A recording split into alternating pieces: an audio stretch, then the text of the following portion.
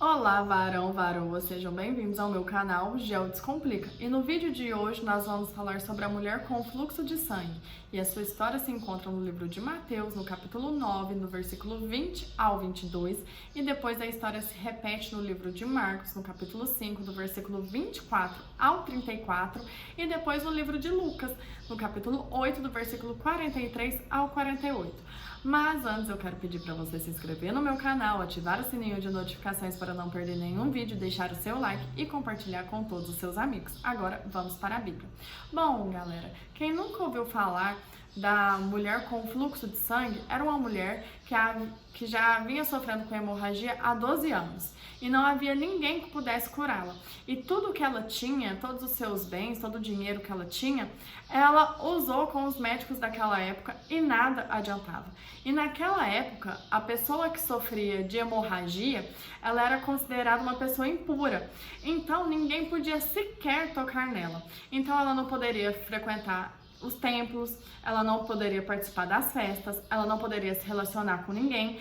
Se ela estivesse andando na rua e alguém viesse, teria que trocar de passeio por ela ser uma pessoa impura. Então, era uma vida ali completamente solitária. E ela ouve falar de Jesus, o Messias, o homem que curava, o homem que fazia milagres. E aí ela fala para ela mesma: se eu o encontrar e se eu apenas tocar nas suas vestes, eu serei curada. E Jesus, com seus discípulos, estava vindo, com uma grande multidão. Ela o vê e ela vai e toca em Jesus e ela é curada imediatamente. E aí Jesus vai e pergunta: quem me tocou? E Pedro, um de seus discípulos, eu me identifico muito com Pedro, ele responde o seguinte, fala: mestre, como assim quem te tocou? A gente tá no meio de uma multidão, todo mundo tá nos empurrando, todo mundo tá nos tocando, nos apertando, e o senhor tem a coragem de perguntar quem que tá te tocando? Todo mundo tá te tocando. E aí Jesus vira pra ele e fala: não, esse toque foi diferente, porque de mim saiu o poder. A pessoa que me tocou crendo que eu sou o Messias. E aí, essa mulher, vendo que ela não podia mais ficar oculta, ela vai, se aproxima, se prostra aos pés de Jesus e proclama ali para toda aquela multidão o que ela fez e o que aconteceu e como ela foi curada imediatamente. E Jesus vai, olha para ela com aquele olhar de amor, nossa, eu me arrepio todinha, e fala o seguinte para ela: filha, vai-te em paz, a tua fé te salvou. Olha o tanto que essa história é linda. E aí, o que a gente pode tirar dessa história? E aqui eu trago uma reflexão para vocês.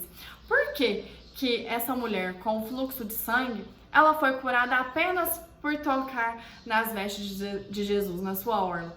Existe um mandamento na Torá, que está lá no livro de Números, no capítulo 15, do versículo 38 ao 41, e depois no livro de Deuteronômio, no capítulo 22, no versículo 12, que diz que o povo de Israel deveria colocar franjas no canto de suas vestes.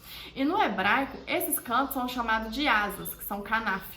E essas franjas são colocadas nessas asas para que, quando os israelitas olhem para essas franjas, eles se lembrem dos mandamentos, que ao todo são 613 mandamentos. São muitos, né?